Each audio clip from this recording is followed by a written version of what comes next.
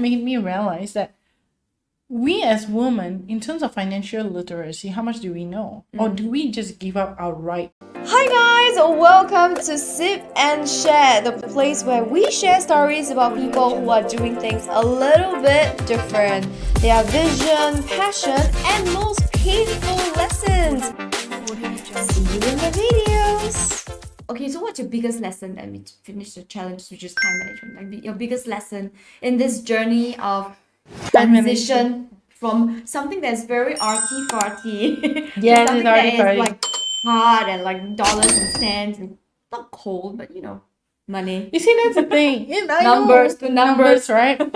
Actually, that is something that what I feel I'm different is that I don't make finance so boring in terms of just numbers. Ah. So I think my clients had told me that is like, you don't put numbers as so. It's not just about numbers. Yeah. Okay. There's like emotions and stories that comes with it, Yeah, but people buy because of emotions, you see. True. There's so many Whatever you're selling, there's so many other people who are selling the same thing. True. right? So why would people buy? They buy because of you, your personality, the things that you stand for, your ideals. I think that's one, which I'm very, very, very grateful for. But I would say the second thing is how they are able to understand what they're buying. Yeah, that's true because they are not in this field. Exactly. They would not understand the technical terms that we are being bombarded all the time. I'm like, what does that mean? Explain. Exactly. So that's one thing that I'm very proud of. Yeah. That I'm able to actually make it into layman terms that make sure that my clients actually understand what they already have, what they're going to get, and what they hope to have. Yeah, in layman terms, it's very important. It's That's very, how they very understand important. and see the picture, right? Let me give you a story. This actually happens to my side.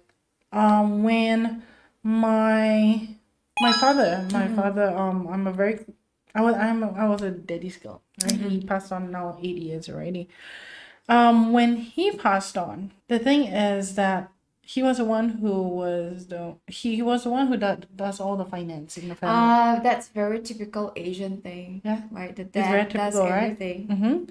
Does everything, does all the finance. Now he's gone. Then when he passes on, it's like everything is falling apart. Falling apart, yeah. And falling apart then that comes the women. Like, I'll be honest, it's like, then I asked my mom, like, do you know what's going on? And there are things that she doesn't know. And that made me realize that we as women, in terms of financial literacy, how much do we know? Or do we just give up outright? I'm not talking about feminism. I am not into that. I'm not really talking about that. It's much more of God has given us a right. Like, we all... Oh, and this human has braids. Yes, you should use them. It's true. You should use Please your brain. use them. Yes, and I feel like, okay, this is the part. Oh, hopefully I don't get into trouble, okay? That's okay. It's I'll this. just put disclaimer. All views are my views. That's true. For me, is that in the Asian culture, we are so used that, okay, the guy has to do this, the girls do this. I understand we all have a different roles to play.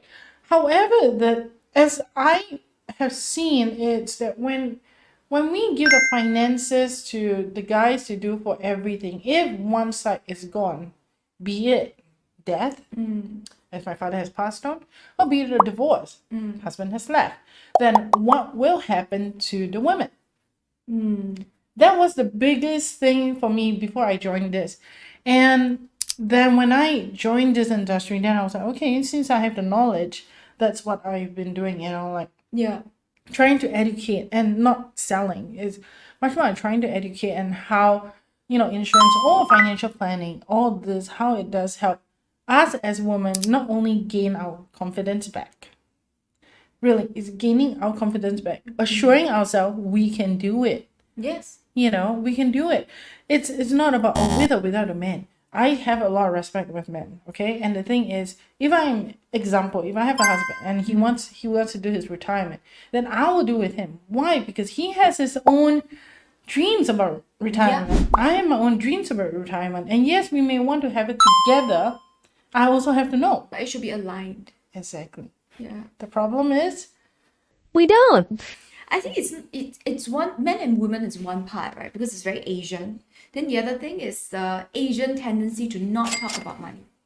To not want to talk about money, right? So there are two prongs. So it gets swept under the carpet, and then after that, people are like, then one day, whoever passes on or something happens, the carpet gets taken out, and it's like, wow, nest of worms.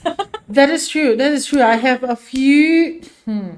I have a few incidents like this where dads are found out and what they're gonna do. It was a surprise, yada yada. Yeah. This It's and a that. surprise. So that's It's why a I. wood shop. It is. It is. So that's why I actually encourage couples before they get married. This is something that has to You be need talked to about. talk about it. You do need. Before you get married, you need to talk about finances. You need to talk about children and child rearing.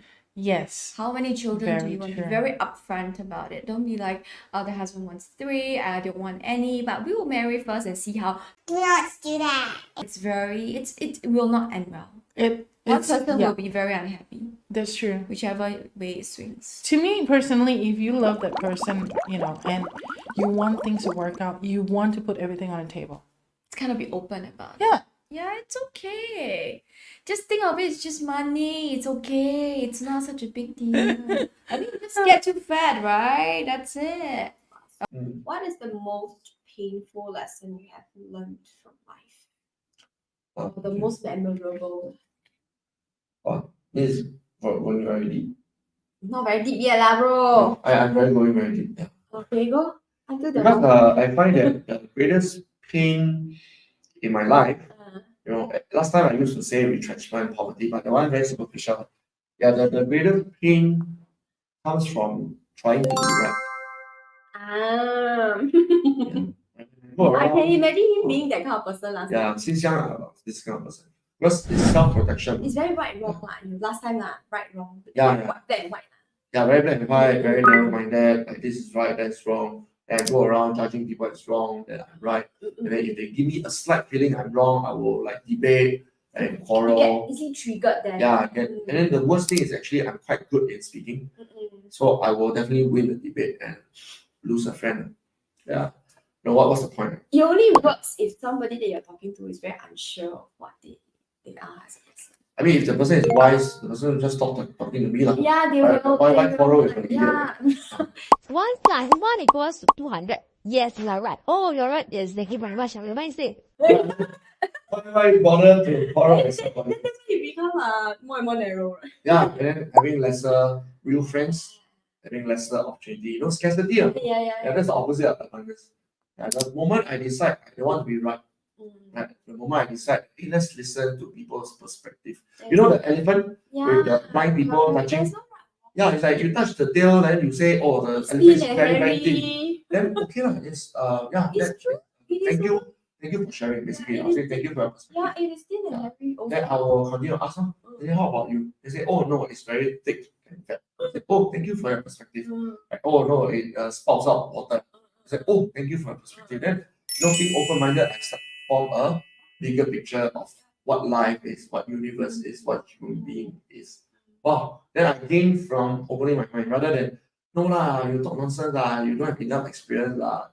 But this is how you created scarcity for yourself. Exactly. Because people who are abundant will be like, okay lah. Accident, accidentally just create a corner. Then you stand in a corner. You just make it worse and worse for yourself. Yes. More narrow. And then it becomes a self-fulfilling prophecy. Yes, correct. Because for things to change first. I have to change. We must change. Thanks for watching this video. If you like what you have just watched, remember to like, share, and subscribe. You can also follow us on other social media platforms. And if you have someone that you would like to recommend as a guest, leave a comment below. See you in the next episode.